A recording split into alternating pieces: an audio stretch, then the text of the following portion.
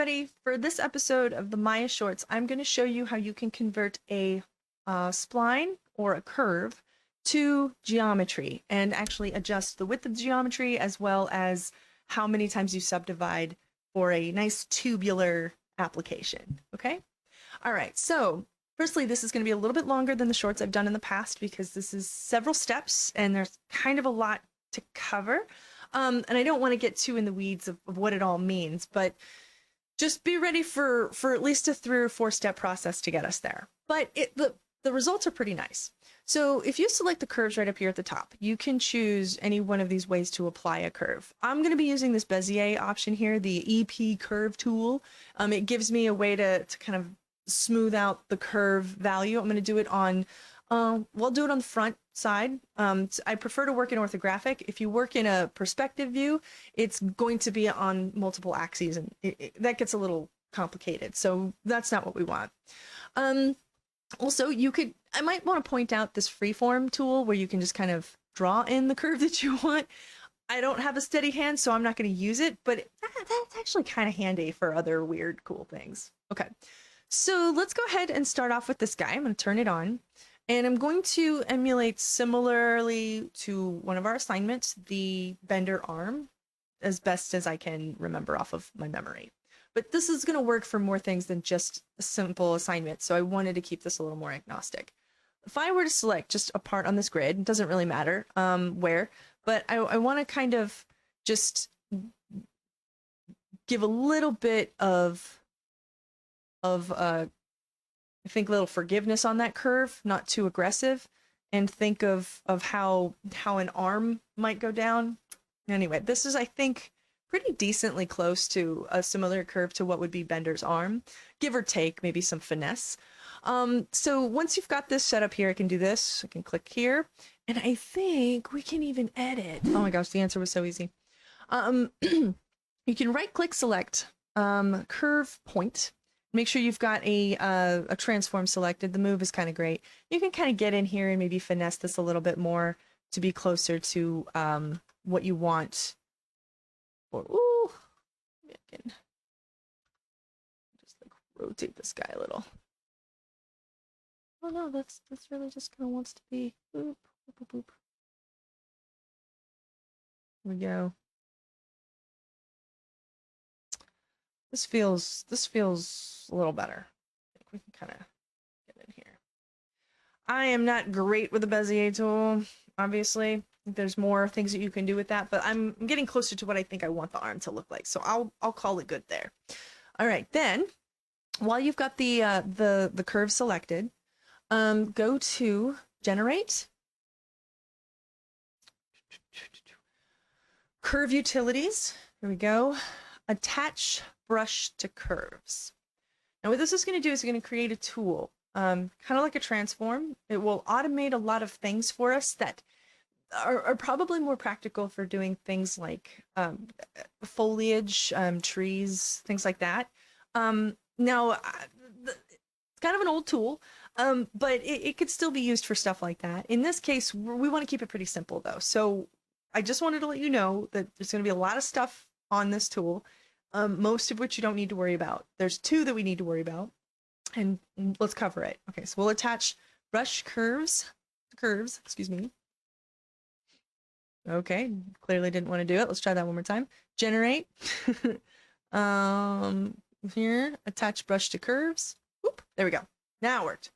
Now, first off, it's black. Don't worry about that. We'll apply the original Lambert to the geometry once we've created it. But right now, there's not really geometry yet. This is a preview because it's simulating a lot of features for us. What we can do is make sure that you've got the selection of the stroke, which was created for this. Go to the channel box and then scroll to the bottom where you'll see the default brush. Click on the default brush. Now, very top, global scale is how wide or how girthy the stroke is on the curve. You know, maybe you're fine with this. I think I might actually be more okay with 10 or 20 on this. This is looking a little bit more, I think, like an arm, close to Bender's arm. but you might, you play with it a little bit. You can click and drag to scroll it up.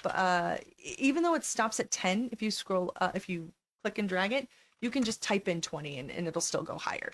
So I find it easier to just type it. Do 15, I'll split the difference. No, 10 feels right. 10 feels right to me. I don't know. That's what we're going with.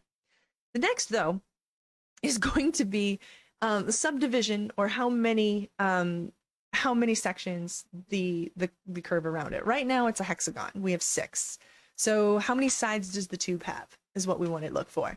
So we're looking for the tube. Tube sides, I think is what it's called. But hold on. There's a lot to go down. I struggle finding it right away because it's always further down than I remember. Tube completion, tubes off. Okay, not that. I keep going. It's like down here somewhere. Don't want to overlook it. Yeah, there's a lot. There's a lot.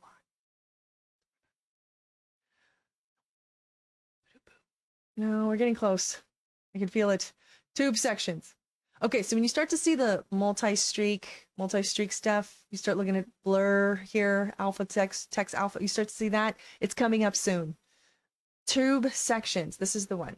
So we have it here where it says 6. I would like this to be more spherical, right? Or more cylindrical, I guess.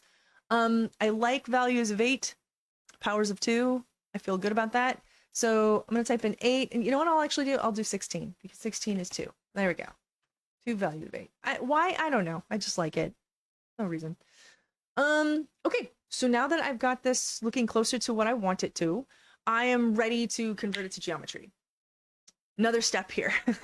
So go to modify, convert, nested again, into paint effects to polygons. Okay, let's click the dialog box here for this really quick.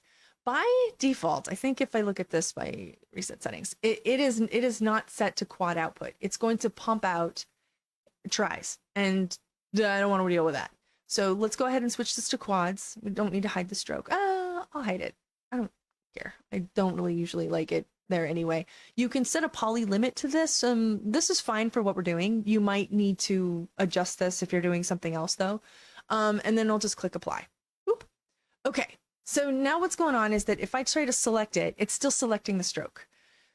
So what I really want is this guy. And as you know, Maya likes to save a lot of math for us. So let's select our geometry, which is this guy right here. Go to delete history. Boop. And now I can delete the stroke and the curve without it affecting too much. And I can even pull this out of this transform and just remove that transform.